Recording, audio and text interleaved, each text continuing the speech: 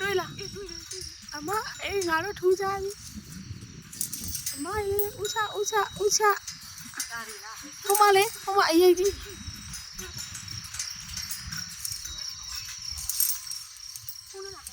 ပေါ်တယ်ငါအဲ့ဒါကိုထားရိုက်တာခဏနေဖေးရိုက်တွေ့ပေါ်သွားတဲ့သမီးဖုန်းထဲမှာအေးပေါ်သွားတယ်ငါတွေ့လို့တဲတန်ကုန်းထားတာအေးမလေးဖေးနေစားအေးဖေးရိတ်လေဒီမှာသိပြရမယ်ခဏလေးအေးငါမြူတက်လိုက်မှုသမီးတို့တွေဒီမှာထိုင်ပြီးတော့ရောင်ကြီးတော့လွတ်တာပထမသမီးတယောက်တည်းမြင်တဲ့ဟာကိုမယုံလို့အဲ့နဲ့တယောက်တည်းယူတယ်တော့ထင်မခံနိုင်အမဆူတောင်းလို့ရောင်ကြီးတော့လွတ်တာမြင်ရပါပြီဆိုအဲ့တော့မှသူတို့မြင်တာအမမြင်တာနော်ပြီးမှမြင်တာ